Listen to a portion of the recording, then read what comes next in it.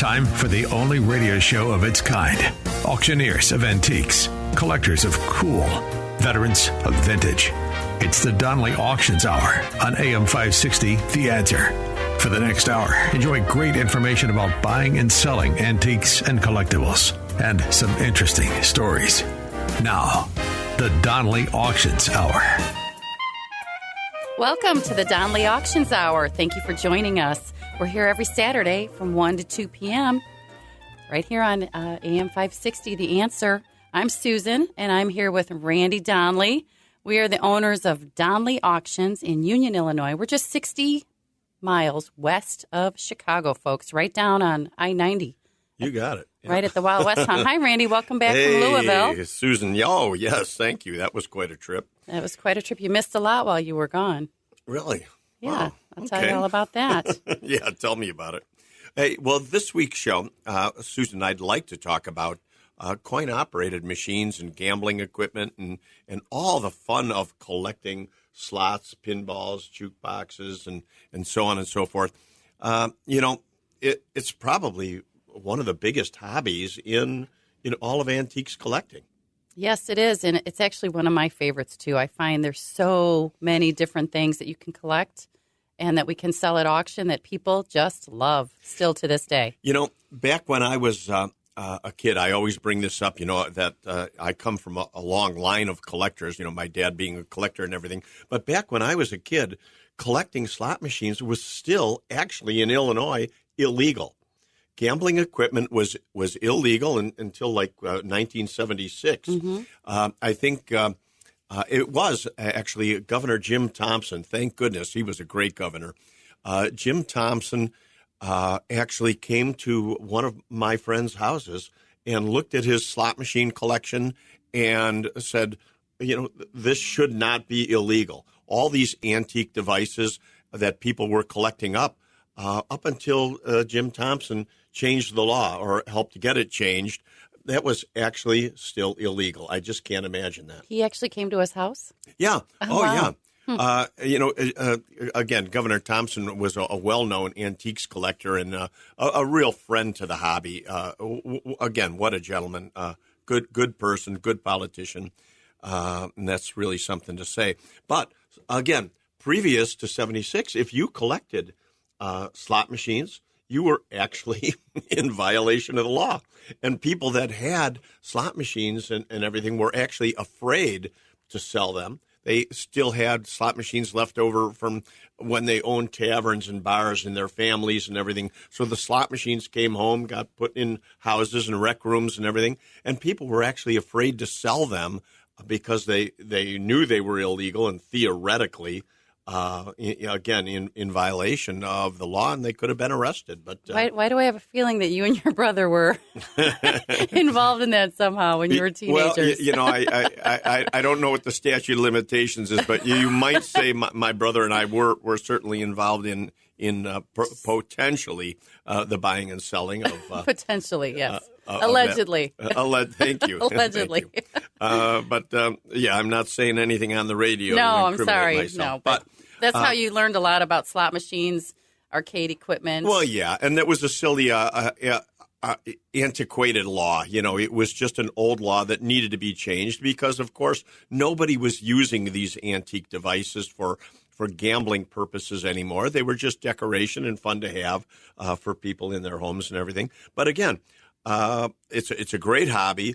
The collecting of slot machines has just been like ever since I've, right. Well, that's going to be our focus today, folks. Stick with us. We're going to be talking about coin-operated machines, specifically slot machines, pinball machines, and arcade games. Well, yeah, and I like to talk about pinball machines and warn people all the time. One of the things that I want to do on this show is make people aware of values because I don't want people selling stuff cheap at garage sales and then being upset later when they find out what things were actually worth. So what we're trying to do is identify values for people here. And one thing is pinball machines. Everybody has a pinball machine in their basement or garage or in storage somewhere. And by and large, pinball machines really aren't all that expensive. I mean, most machines are only in that $300 to $500 range. There was a period of time in the 50s and 60s that so many of them were made, and they were just okay machines, not really great. So for that reason, they're still just okay today. But machines, there are machines that we have to warn people about that can be. It's nothing for a pinball machine today to be $6,000-$8,000. Right. You know what the most popular pinball machine is out there? The most sought after? I don't. Take a guess. You'll guess it. Well, because because we sold one recently. I would have to say because we just sold an Addams Family. That's right. And it was so many bids on that machine. Yeah, I didn't understand that until I looked it up and realized it is one of the most sought after, the Addams Family pinball machine. Yeah, so if you have one of those hidden out in your garage or basement, let us know. Now's the time to sell. That whole generation of pinball machines, which are not necessarily antique, they're just vintage. That whole generation of pinball machines really is what you're looking for, that, kind of 70s, 80s period of time. The modern ones sell really well. Oh, my goodness. Yeah, it's nothing, for pinball machines to be $3,000, $4,000, $5,000, $6,000. Those of you who haven't seen the TV show, Addams Family, Google it. I watched it when I was a kid. Did you ever watch it?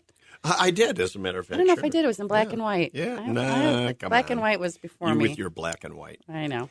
So, at any rate, slot machines, pinball machines, arcade games of all kind, anything with a coin slot brings money. And I mean, there's so many varieties of coin-operated items. I mean, you can look at scales. I mean, penny scales.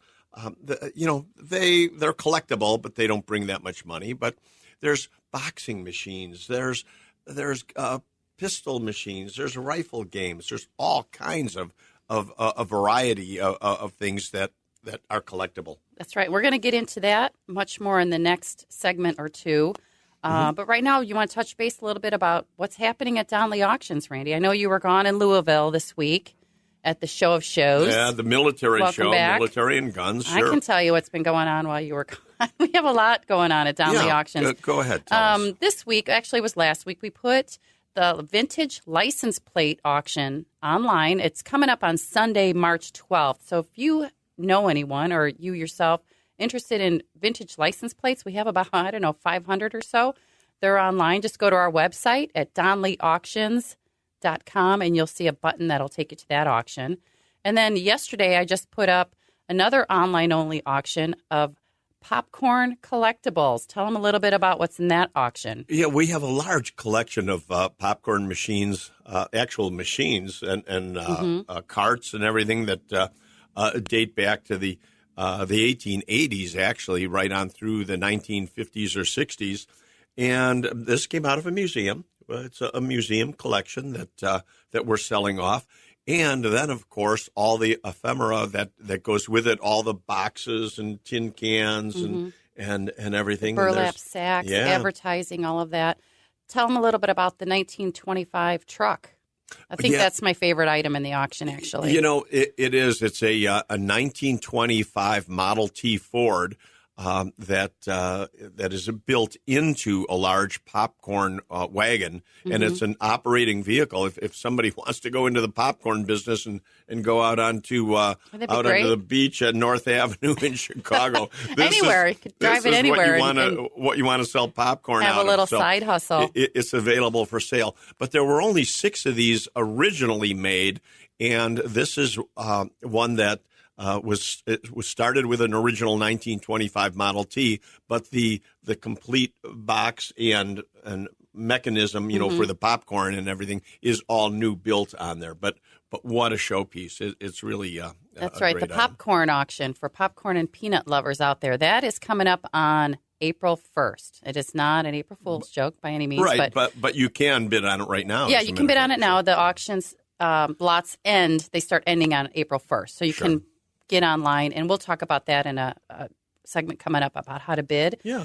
But you just go in, click on the button on our website, donleyauctions.com, and it'll take you directly there. Just register to bid, and you can place absentee bids, and you can watch it throughout the weeks until it actually starts running the auction on April 1st. Right. But we also do have phonographs and radios coming up March 18th. Right around the corner. Yes, it is. Antique phonographs, vintage radios. How about all that CB equipment? Oh, my goodness. Ham equipment. Ham There's equipment. all kinds of great... My dad was a big CB collector. I remember his handle was Spud Wrench. I'll never forget that. Miss you, Dad. He was an iron worker. He was an iron worker, yes. Yeah. His handle was Spud Wrench. It was the best. Put up rides at Great America. Yes, he did. Yeah, what a great guy. He built the Raging Bull. Great guy. All right, and on that note, we're going to come back and continue talking about pinballs and slot machines.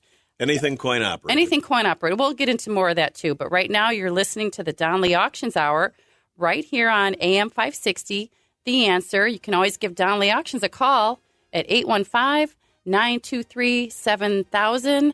Join us right back on AM 560, The Answer.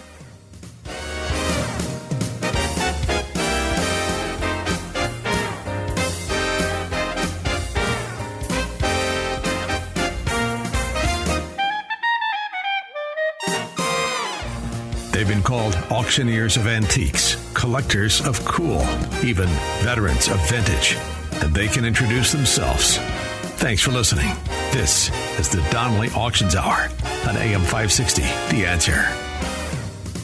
Welcome back to the Donley Auctions Hour. I'm Susan. I'm co-owner of Donley Auctions in Union, Illinois, and here today with my partner, Randy Donley. Hi, Randy. Hey, What do you want to talk about today? Well, we're talking about coin op. And coin-operated machines. Yes. We throw that term around loosely, that. yes. Okay. Yes, ladies and gentlemen, coin-operated machines. I'm here to correct you. And one of the reasons we're talking about that is because in April, we have our large coin-op auction coming up. Yep. And so I'm trying to explain what is rare, what's common, and so on and so forth. But what we really need to let everybody know is if you have items to consign, anything that you want to sell, this is a perfect time to get a hold of us because there's so much stuff sitting around in buildings in Chicago. You know, it's not at all unusual for us to walk into a building, Susan, and find an old vendor's hoard of machines. And this turns up all the time where there might be 50 jukeboxes and 100 coin-operated games. And so often people inherit these hoards, and what do they do with it? They become paralyzed. They'll open the door and say, oh, my God, what do I do? And it's perfect for the April auction. We could take a warehouse like that and sell it off in one day for top dollar because, of course, we've got bidders all over the world looking for this kind of stuff. And right now it's sitting all over, just taking up storage in again, people's homes, their garages, basements, warehouses. And so they need to call us, Susan. That's right. The April auction we keep referring to as our annual Spring Classic. And we're holding it for 3 days, April 27th, 28th, and 29th. And the beauty of that auction is what? We partner with... Oh, well, the Slot Machine and Jukebox Show. You bet. That's going on at Grays Lake at the same time as our auction. So people come in from all over the world to see both events.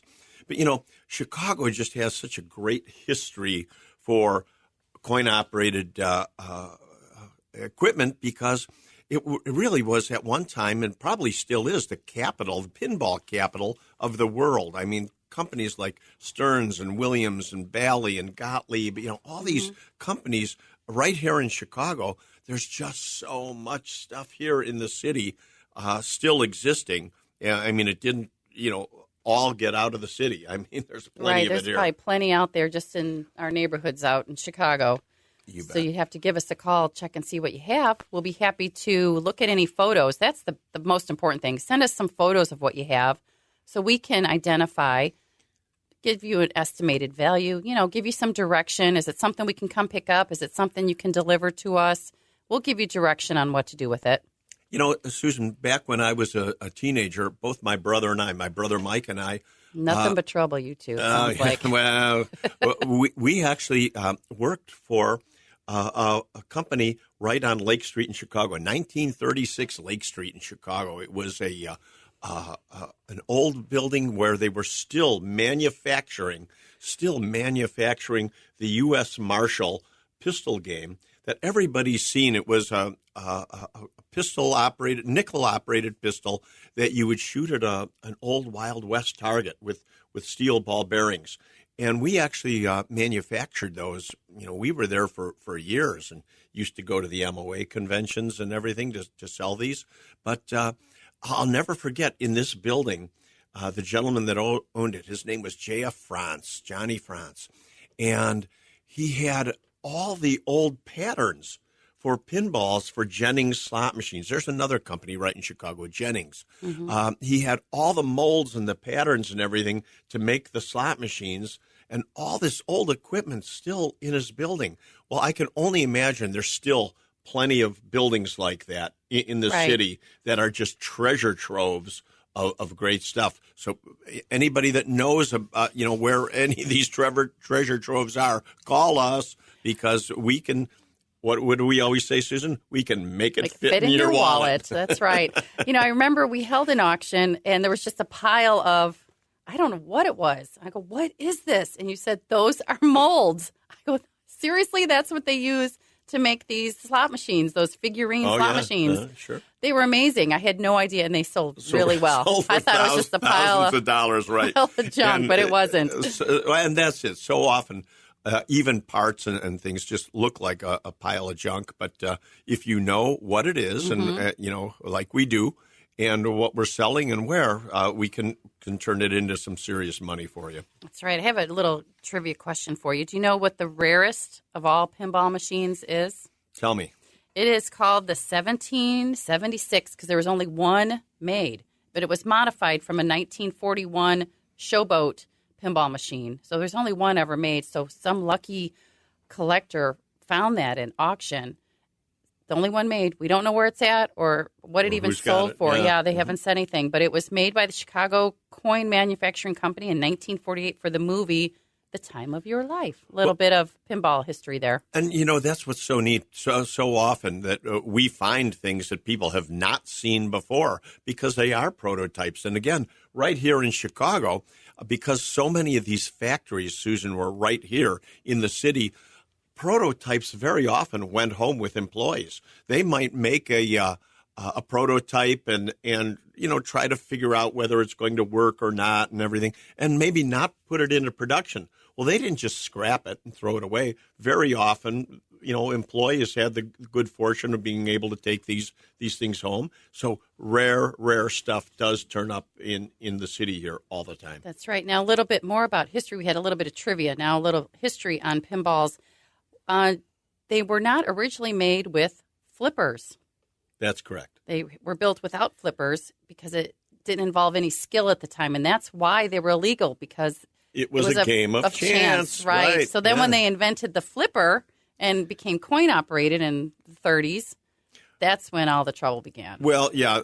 With gambling. Well, that's actually when they became a game of skill, when there were flippers on it. So the argument was, well, this isn't a gambling device. Not a game of chance anymore, right? Right. However, again, as I remember, still in the 60s and even into the 70s, if you went into certain bars, there were house rules where you could get paid off. I mean, you'd win maybe $50 if you would hit a certain score on a pinball machine. So actually, gambling was taking place. Of course, I never did that.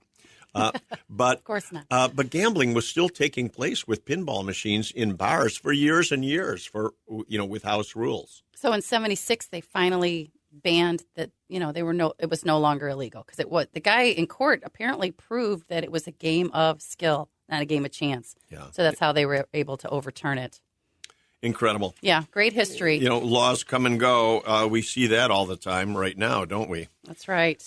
So, at any rate, let's talk more about some of the values of these things. Tell us something that's like really high value that would be perfect for our April auction coming up, because it's really right around the corner, and we need to start collecting these items now.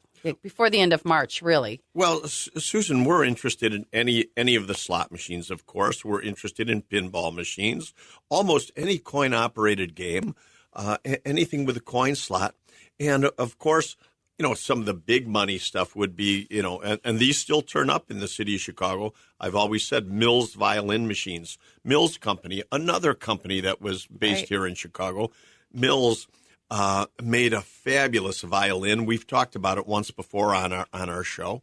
But there's so many fun things. There's games that you pull a rope and it's called the pull the tiger's tail and make them roar. Take the tiger by the tail. I mean, there's strength testers. But in slot machines, the real money is in the big wooden upright machines. They're commonly known as a Dewey.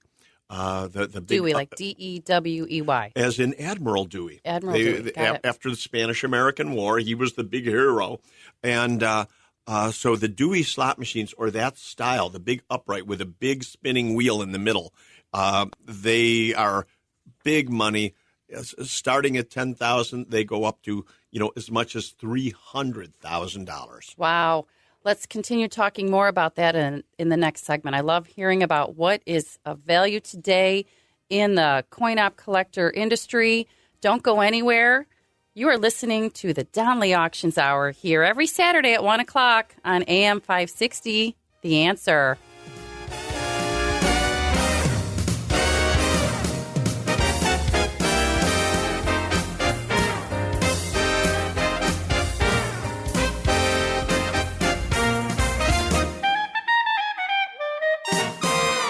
You're listening to the Donley Auctions Hour on AM 560, The Answer.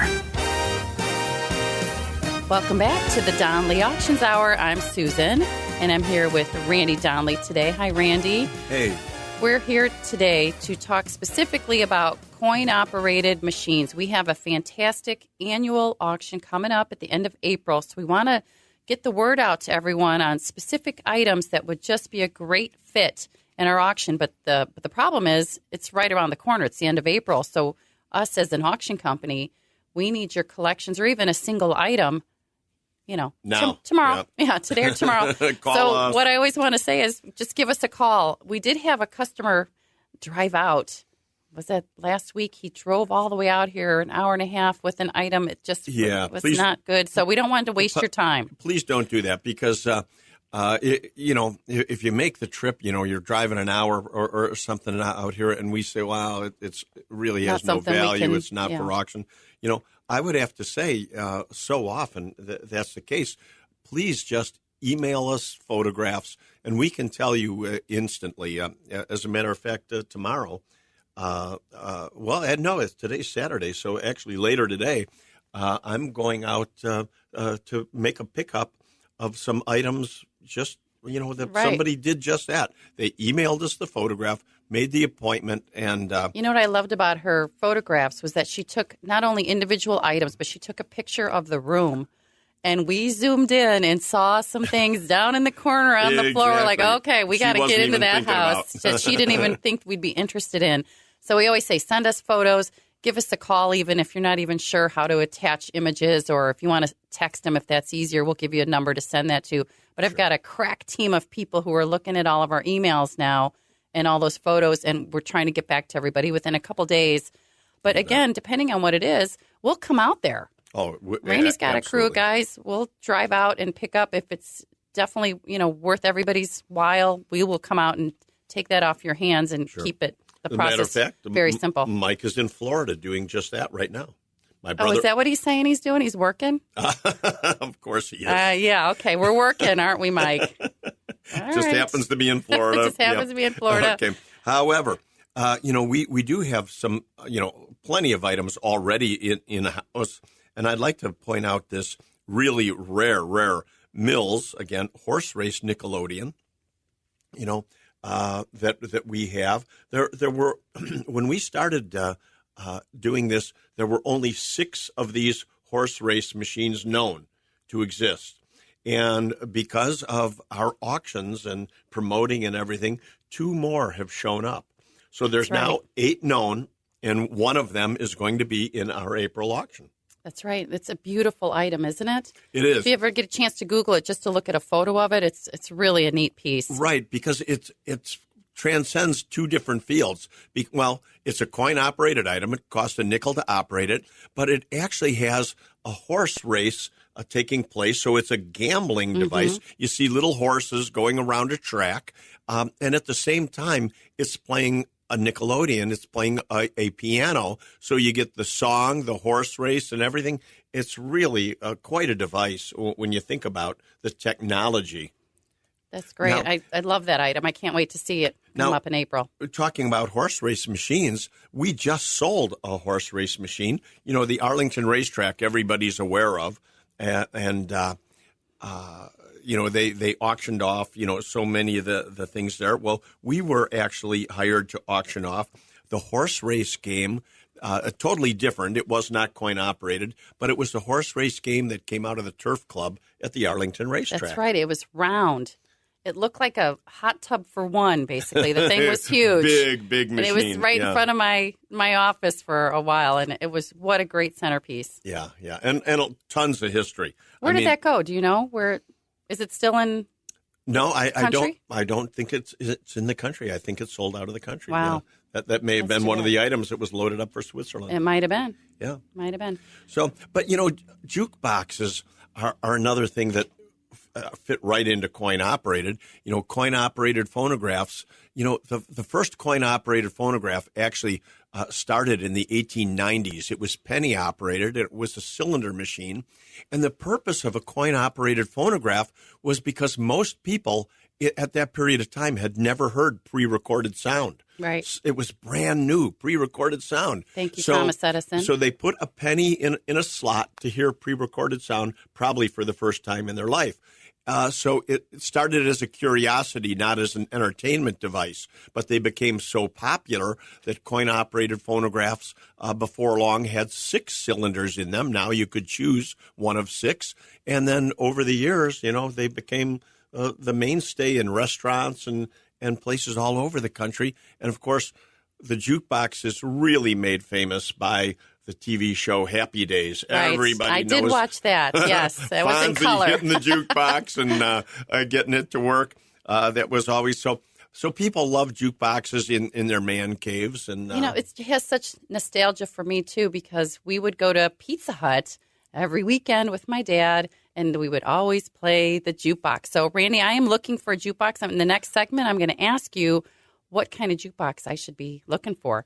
So coming up next in our next segment, don't go anywhere. Join us after the break. We're going to continue talking about fantastic coin-operated machines. You're listening to the Donley Auctions Hour every Saturday at 1 o'clock. We're here for an hour on AM 560, The Answer.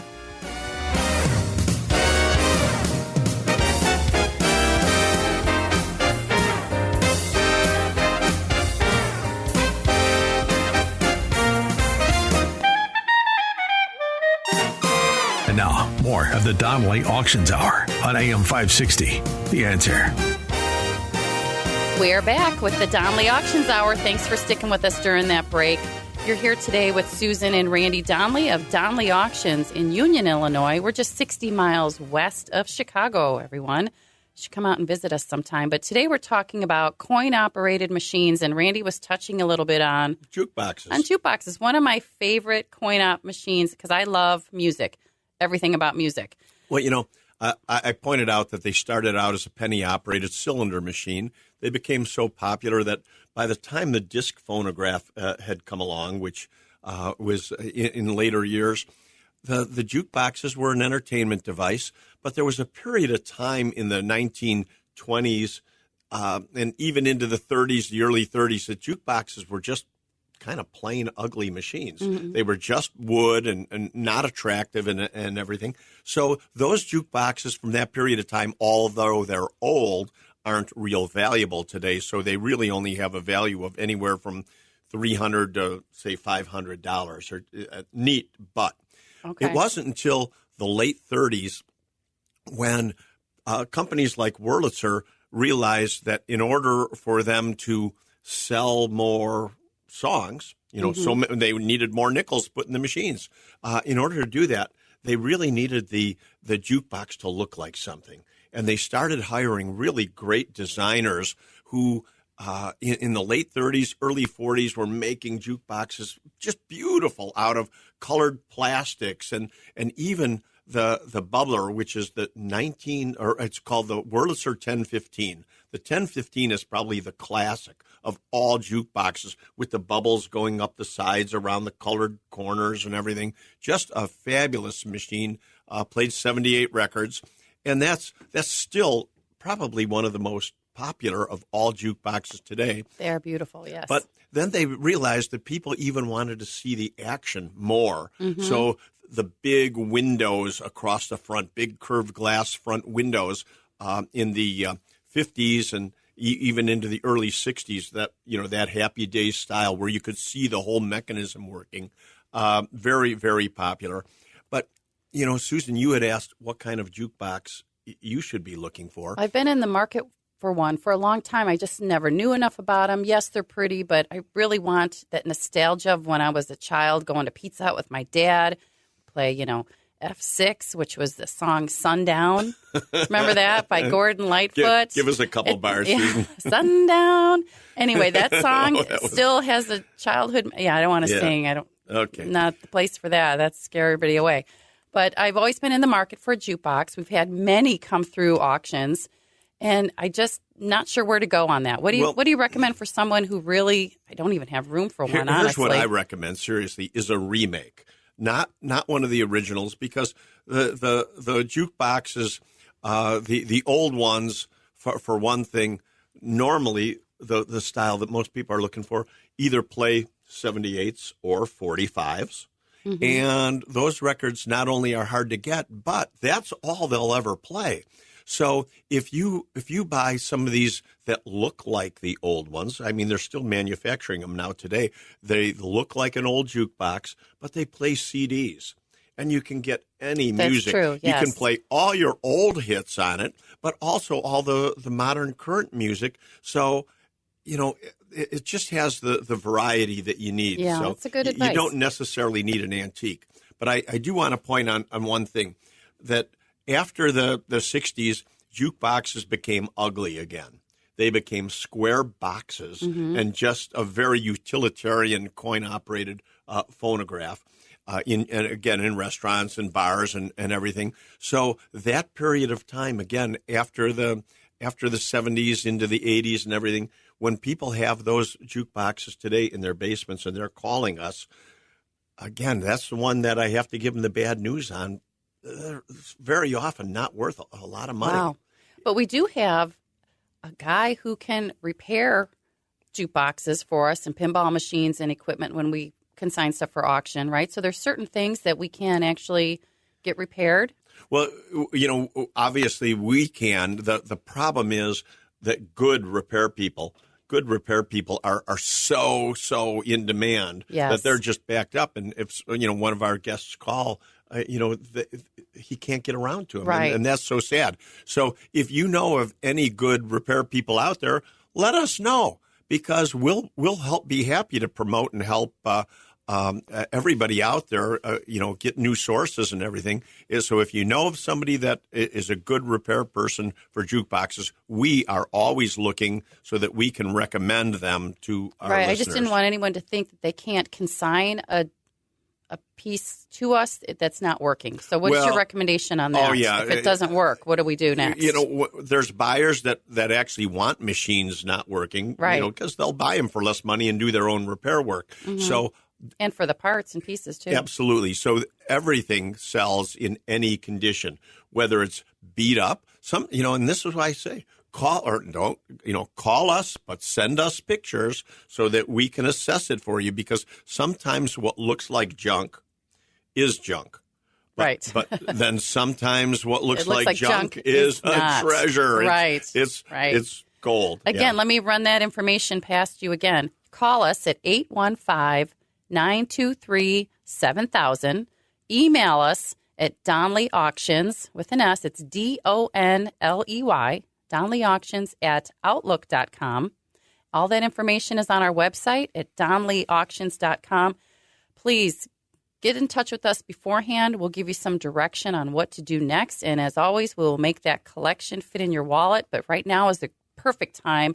We'll tell you a little bit more about the upcoming auctions and what else we're looking for and how to even bid at an auction. So don't go anywhere.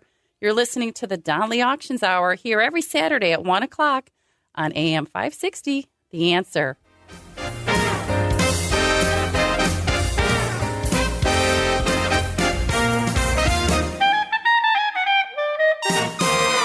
The Donley Auctions Hour continues now on AM 560, The Answer.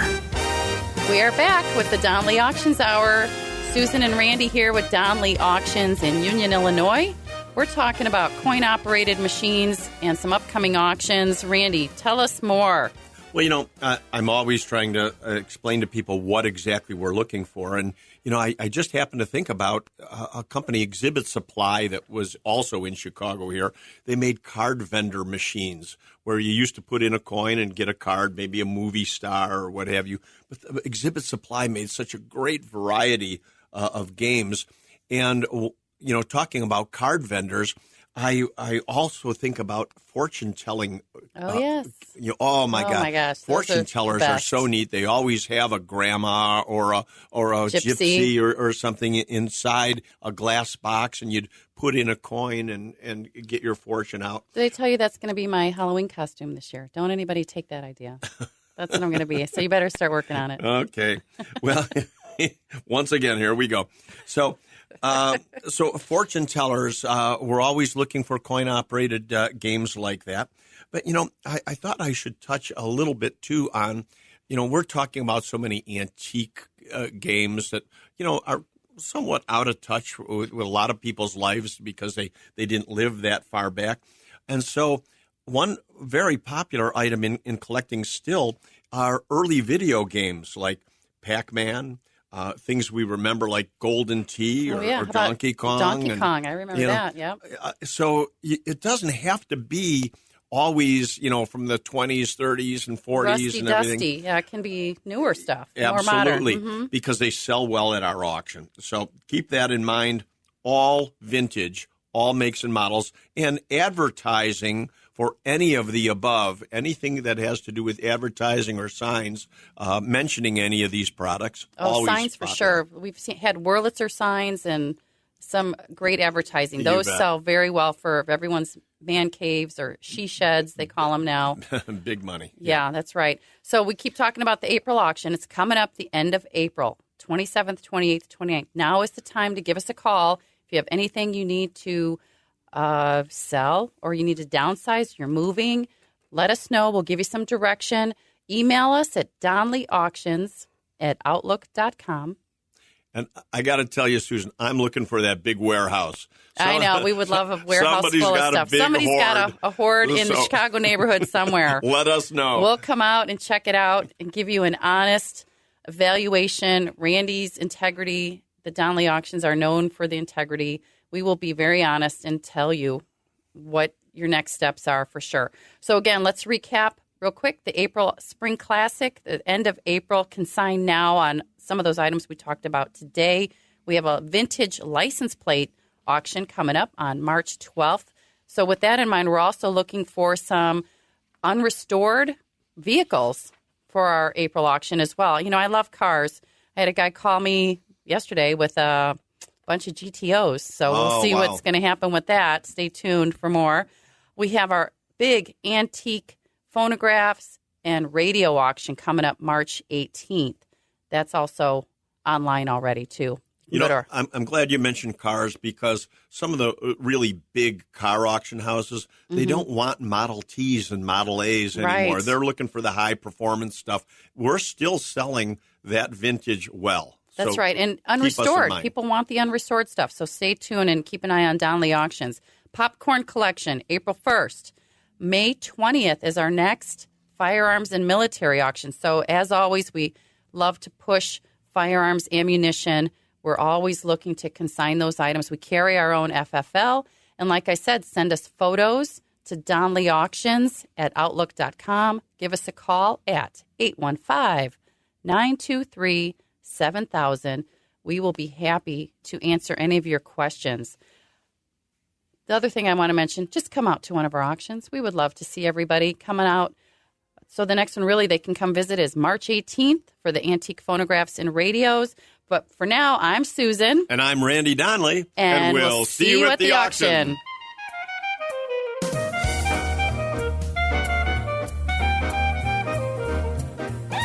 Thanks for listening to the Donley Auctions Hour on AM 560, The Answer. Check out all the latest information on upcoming auctions and collectibles at DonleyAuctions.com. And while you're there, you can contact someone about buying or selling your collectibles or estates. That's DonleyAuctions.com.